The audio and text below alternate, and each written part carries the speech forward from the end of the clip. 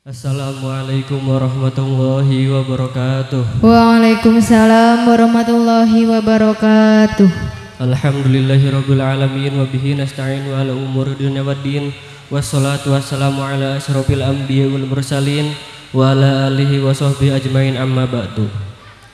Bapak-bapak, ibu-ibu dan hadirin sekalian yang berbahagia, marilah kita panjatkan puji syukur atas kehadirat Allah Subhanahu wa taala yang telah memberikan karunia dan hidayahnya kepada kita semua sehingga kita dapat berkumpul di majelis yang mulia ini dalam keadaan sehat walafiat.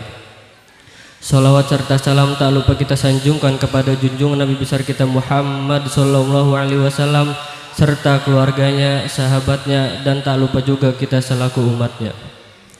Bapak-bapak, ibu-ibu dan hadirin sekalian yang berbahagia, Islam adalah cinta, kasih sayang, dan nilai tinggi dalam persaudaraan. Ini tercermin dari firman Allah Subhanahu wa taala dalam Al-Qur'an surat Al-Imran ayat 103. Bismillahirrahmanirrahim. Wa'tasimu bihablillahi jami'an wa la tafarraqu wadhkuru ni'matallahi 'alaikum id kuntum a'daan fa'alafa baina qulubikum fa asbahtum bi ni'matihi ikhwana. Artinya, berpeganglah kamu kepada tali Allah dan janganlah bercerai-berai, dan ingatlah akan nikmat Allah yang Engkau berikan kepadamu. Dahulu kala kamu bermusuh-musuhan, lalu Allah menjinakkan di antara hatimu dan menjadikan kamu orang-orang yang bersaudara. Untuk mengurai ayat tersebut agar lebih gemilang lagi, marilah kita tengok kembali kepada masa jahiliyah, di mana pada masa itu penduduk Mekah terdiri dari berbagai jenis suku yang saling bermusuhan, sehingga pada waktu itu kerap kali terjadi peperangan dan perkelahian. Kemudian Allah Subhanahu wa taala menciptakan Nabi Muhammad sallallahu alaihi wasallam untuk menyeru kepada mereka tentang syariat agama Islam. Maka saat itulah hati mereka disatukan oleh Allah Subhanahu wa taala dalam sebuah ukhuwah Islamiyah, persaudaraan yang tidak mengenal arti perbedaan baik dari suku, warna kulit ataupun pangkat. Karena yang membedakan di mata Allah hanyalah iman dan takwa yang ada di dalam hati dan nurani. Bapak-bapak, ibu-ibu dan hadirin sekalian yang berbahagia, patutlah kita mensyukuri akan persaudaraan ini dengan senantiasa tolong-menolong, sayang-menyayang, dan bantu-membantu. Hal ini ditegaskan oleh Allah Subhanahu wa taala dalam firman-Nya. Bismillahirrahmanirrahim. Wa ta'awanu 'alal birri wat taqwa wa la ta'awanu 'alal ismi wal udwan.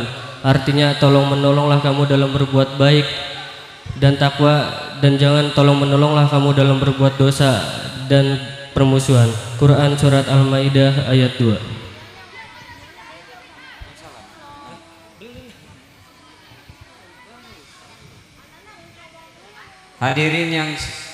Hadirin wal hadirat yang berbahagia, untuk menggairahkan kembali semangat tolong menolong tetangga, rasa sosial, solidaritas sosial, dan mengkubur dalam-dalamnya sifat individualis itu bukanlah hal yang mudah. Namun dengan mengkaji dan mempelajari ajaran Al-Quran dan hadis, insya Allah bisa terlaksana. Yakin dengan motivasi para anggota masyarakat agar mau mengkaji dan mempelajari ajaran-ajaran Islam mengajarkan bahwa hakikatnya beragama adalah terwujudnya dua tali,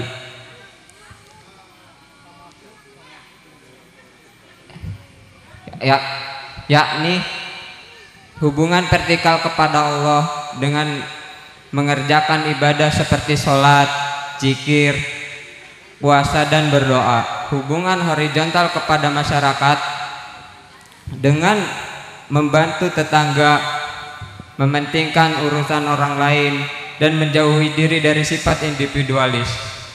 Rasulullah SAW selalu mengecam kepada mereka yang masa bodoh dan tidak memperhatikan keadaan masyarakatnya dan keadaan di sekitarnya.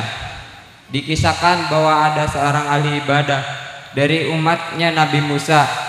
Ia sangat taat kepada Allah, selalu berzikir dan berdoa, melaksanakan sholat setiap saat, puasa sepanjang hari, dan menjauhi segala bentuk kemaksiatan dan keburukan.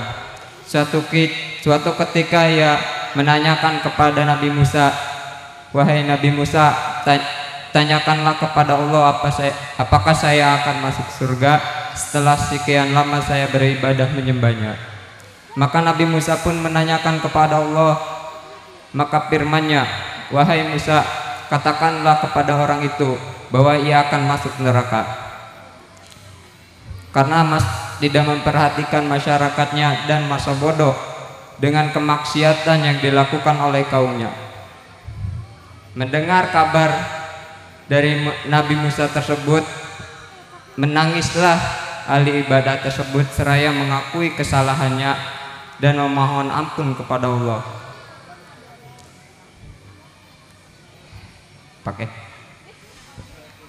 Suatu ketika Bani Israel mengalami kekeringan yang berkepanjangan,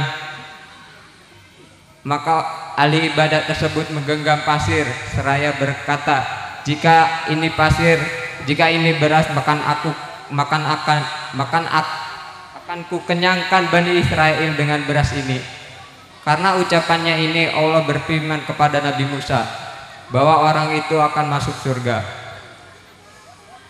Saudara-saudaraku sekalian yang berbahagia, marilah kita hidup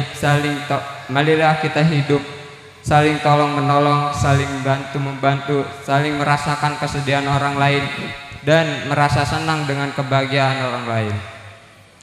Kita pupuk rasa sosial dan solidaritas kita bersama dan mengkubur dalam-dalamnya sifat individualis, egois dan sombong. Dengan demikian, insya Allah kita akan menjadi kepribadian muslim yang sesuai dengan syariat agama. Wallahu yahdina wa yahdikum wala sawa'is sabil. Wassalamualaikum warahmatullahi wabarakatuh. Waalaikumsalam warahmatullahi wabarakatuh.